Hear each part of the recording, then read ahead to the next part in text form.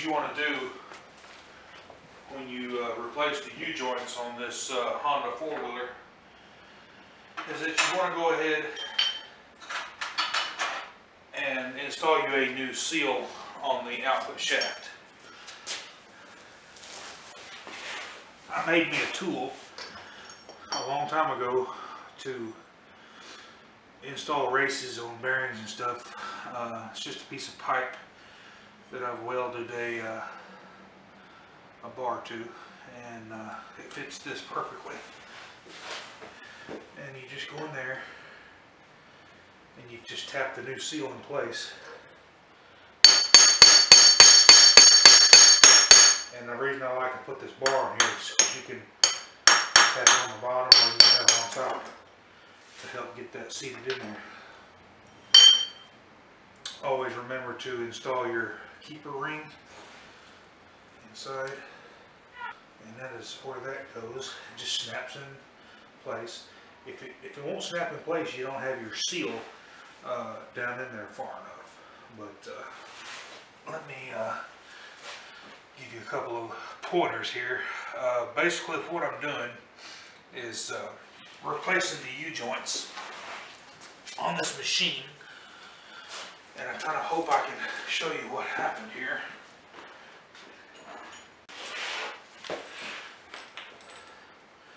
Basically, here's the new U-joint. Of course, it's going to slide onto the shaft there. The old one just exploded, as you can tell right there. The spider broke. Hardly any wear on the spider itself. It's just, it broke off one of the bearing surfaces. I want to talk to you for a few minutes about why these parts fail like that. This four-wheeler has a lift kit, and it's got oversized tires and stuff on it. And what happens is it puts a lot of stress on these parts, bearings, and U-joints and stuff. And what causes these U-joints to fail is when this swing arm is on here and you have a lift kit, it pushes that swing arm down at a more of an angle like this. So your U-joints are going to be constantly working like crazy to keep that drive shaft in line with the engine and all that. And it's just going to be twisted. As you can tell, that's where it stops right there. So, you know, from here, you know, that angle, I don't know what that angle is, but if you put a lift kit on it and you hear abnormal clunks or clicks, stuff like that, and just, I don't know what to tell you. I mean, you know, it's, if the four-wheeler didn't come from the factory with it, I wouldn't recommend doing it. Now, if you're mechanically inclined and you have the money to repair this kind of stuff, I mean, this U-joint's not all that expensive. And the parts to fix it, the seal, you know, things like that. The reason I replaced the seal is when this U-joint exploded, all that shrapnel got in here and it just ground that lip of that seal away. But anyway, just, you know, be careful whenever you start installing aftermarket parts on these, and you know, big huge mud tires and real deep tread and things like that.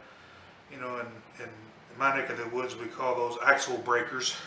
They will snap axles if you're not careful, especially with a high horsepower engine. This one just happens to be a 500cc.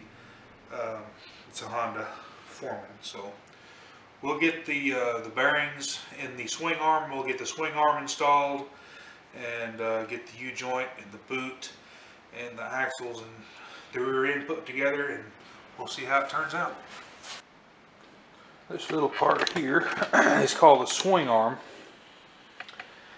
and you've got two swing arm bushings. You've got one here and one here, and these fail constantly on these Hondas, and I think they designed this to fail.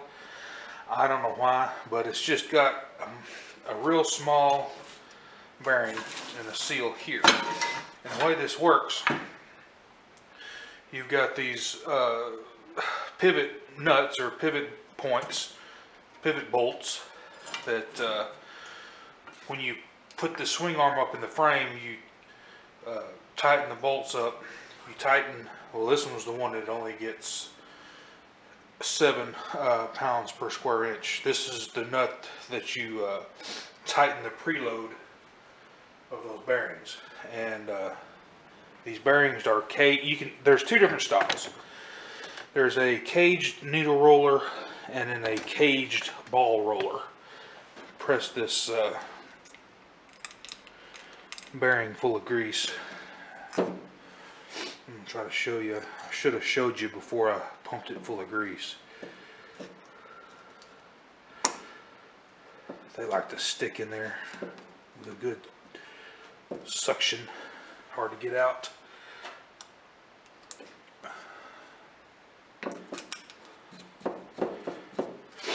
But anyway, this will only go one way. You want to push, let's see, yeah, it'll go in the swing arm like that. And give me just a second and we'll get this installed.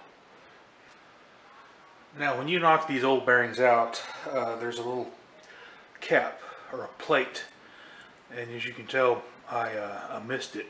The bearing, well, you're going to destroy this getting the old bearing out anyway. So just chunk it and order you some new ones and stick down in there. And then when you seat the bearing, it's going to seat right up against that and hold that new bearing plate in place. That's also going to create a keep the inside of this part right. See, this is hollow down through here. I should have showed you that. See how I can run my finger up through there like that. You don't want, in the event that you have a boot or something go out right here, the boot that clamps onto this and clamps to the other side of the engine, if it was to get water in here and you didn't have this to help keep that, it would definitely make these bearings fail in a short order. But just get you a little brass hammer and get those tapped down in there.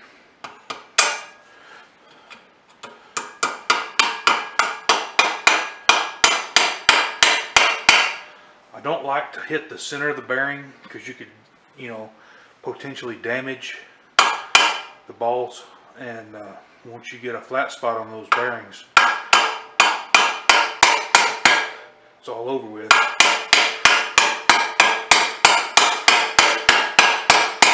I'm just tapping the outside of the race.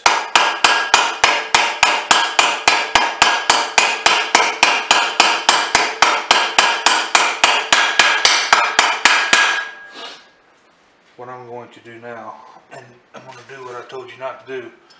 I'm going to use the old axle nut. I'm going to put it in there. I'm just going to lightly tap it to get it the rest of the way down in there since I've already got it started.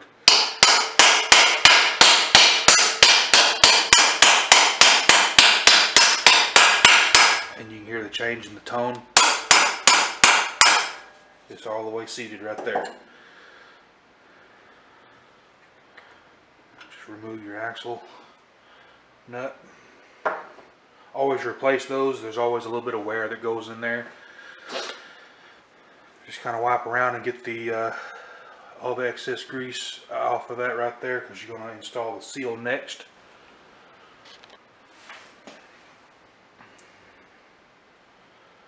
This seal will usually just push in by hand all the way down until it stops. You don't have to worry about the seal coming out because it's going to be held in place by the frame of the machine itself. I'm about ready to install the swing arm. I kind of want to show you what's going on here. Just pretend this is in the machine, and as you can tell right here, I've got the pivot bolts just kind of laid in the bearings. And as you can tell, this pivot bolt over here has a span or a spanner type wrench that needs to be bought, or I use one that I've made. It just goes in here, and I made it out of a inch and a quarter socket, and it just fits the splines on the spanner. When you get this installed, I'll unscrew it for you.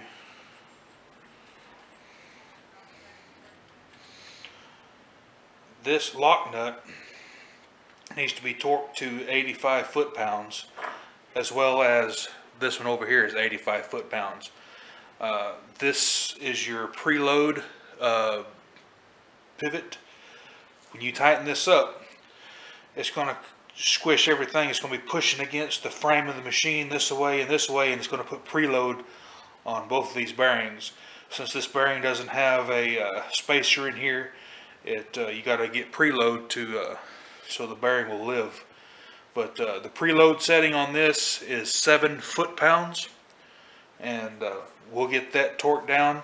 Once you get 7 pounds on it, you'll screw this in, and this will jam up against the frame of the machine, and you'll torque it, like I said, to 85. Go ahead and install your new U-joint. If the splines on your drive shaft got eat up, I would recommend go ahead and replacing your drive shaft, which is this piece here, and it just plugs in right there. Just let it dangle there for a minute. You can put some, I put some triple guard grease from Johnson Evinrude. It's a marine grease. It's really thick. Just put a little bit on the threads, the splines, and help hold it all together while you're fiddling with it. Keep it from falling out. At this point, you can go ahead and install your swing arm. Get your boot in position where you think you might need it. I'll put mine clamps to the downward position. Just feed it up in there. Like that. And go ahead, if my big head's not in the way, and start the left hand pivot bolt here.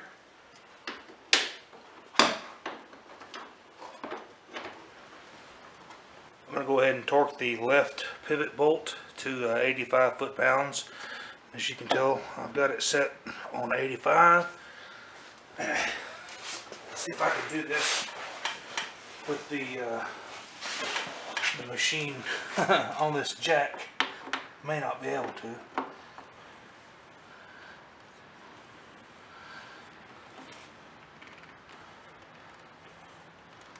Oh, by the way, that's a 17 millimeter hex Allen.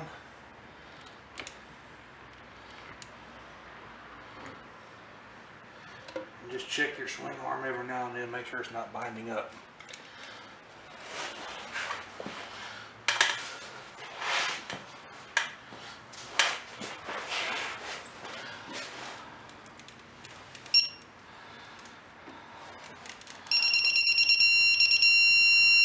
And that's plenty right there. Once it goes to red, as tight as you need to go. We'll go to the other side and I'll torque it to 7 foot-pounds. And we'll lock it in place with the lock nut.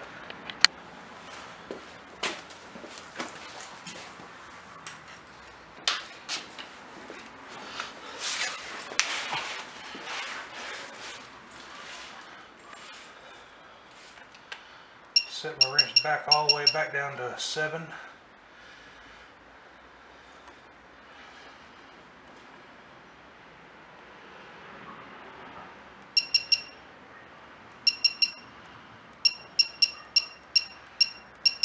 Oops, there it is.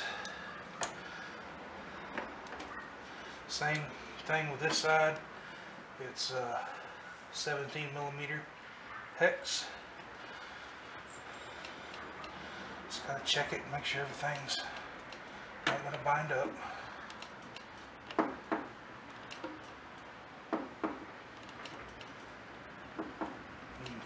I can actually feel it. Hear it groaning. It's setting that preload.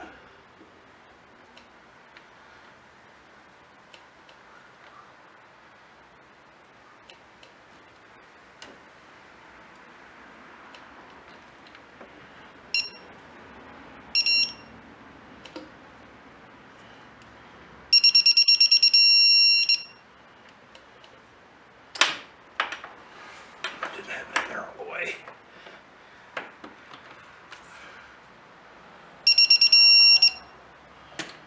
Kind of giving me a false reading there. Yeah.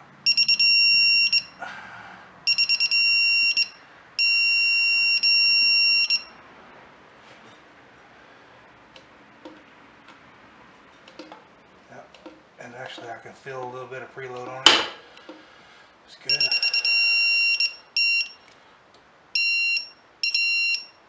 Yep. Okay.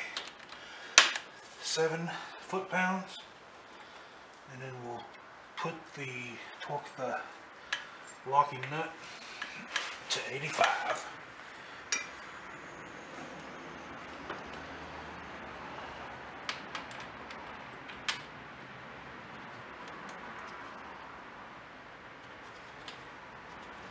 You spin it on my hand as far as you can.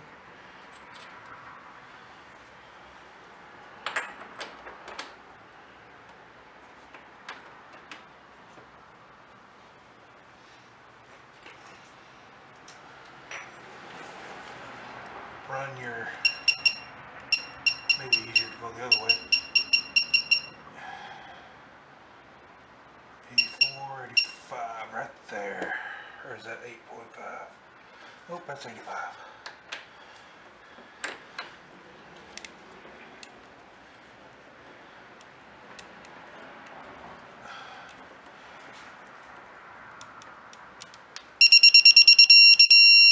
Oh yeah.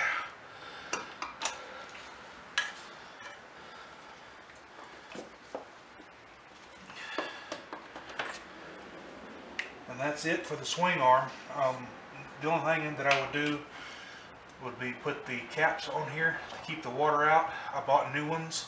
I'm going to put a little silicone around there before I snap them in place. I'm pretty much ready now to install the, the pumpkin, or the third member.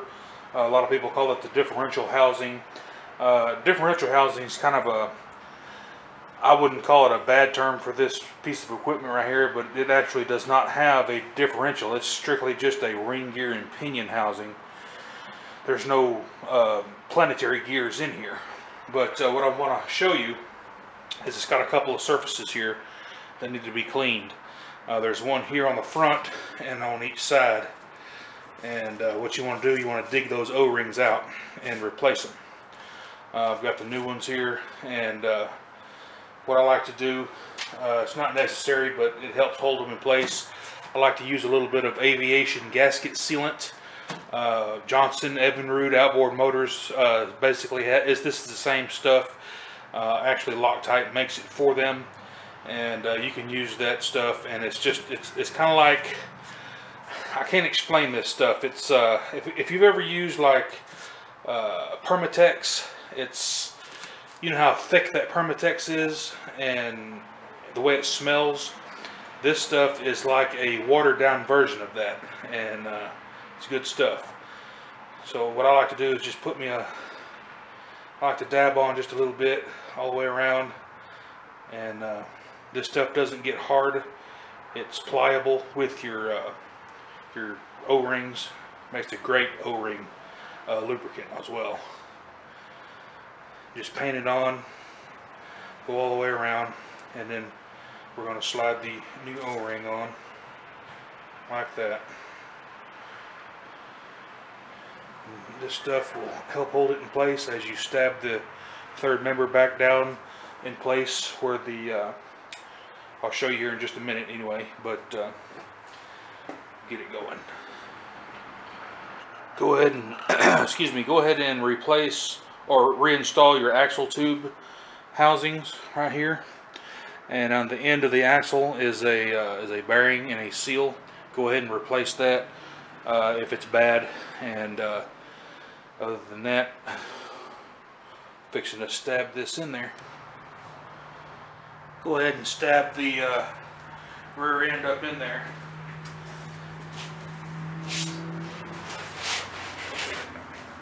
Go ahead and start your bolts, or nuts rather.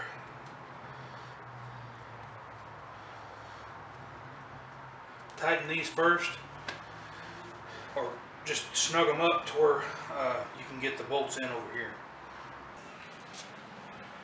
Go ahead and slide your drive axle through, and be sure to install the spacer between the bearing here and the hub right here. Go ahead and torque this to 99.5 foot-pounds. You can probably go 100, 101, somewhere in there.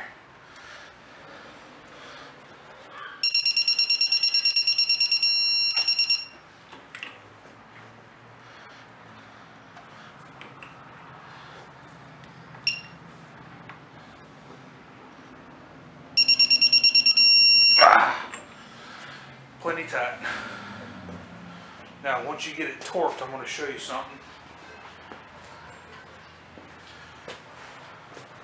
If you have to move the nut either way a little bit to get your Carter key to go in the hole, this one, I'm going to have to tighten it a little bit, I believe, because you don't want to back it off if you don't have to. Yeah.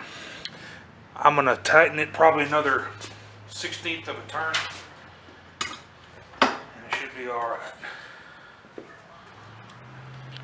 Slide your brake drum over the axle and go ahead and put your drum or the cover back on.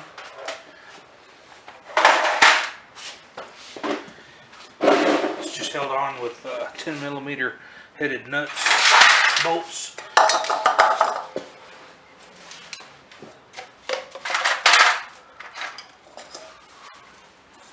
If the O-ring is bad, replace it.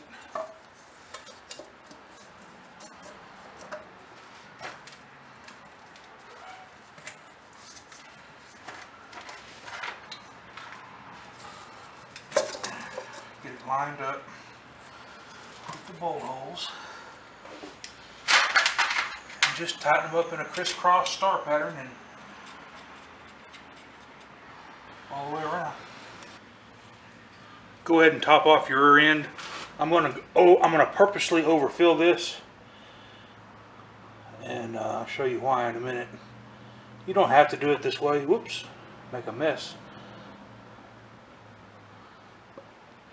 But just fill it up to where you can see the fluid. That's going to ensure that the all the bearings and the gaskets and the seals and everything get wet, and you can actually turn, if you want to, the axle, if you can, maybe in gear. But right down here is the check bolt. It even says it on the rear end.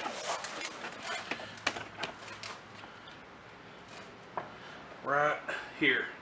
What you're going to do, you'll put you a drip pan under there and remove this bolt, and it will drain down to the proper level all by itself. Once it quits dripping, just put it back in there and you're ready to rock and roll. You can now go ahead and install your wheels. That's a no-brainer. However, this machine has a I think it's a 1 inch or maybe 1.5 inch or 2 inch spacer that goes on here, and you just tighten the lug nuts up and then you can mount the wheels to that. But let's see, if I remember right, I had to use my my mag wheel sockets. They're real thin, and heck, you can even, I think you can get these at Harbor Freight. I just happened to get these off of the Mack truck or Cornwell. What it does, these holes, this socket will barely fit in there, and get those tightened up. And well, a regular chrome socket or a impact socket won't fit in there, so it's a good thing I had these back in my tire changing days back in the 90s. All that just because of one broken U-joint spider.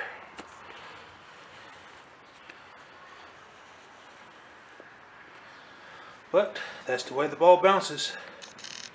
If you're going to own an ATV, get ready to break parts. Anyway, this will be the last video for the till after the new year. Y'all have a Merry Christmas and a Happy Holidays, and be good. Don't get in too much trouble. Anyway, we'll see you. More Medic One. Have a good day.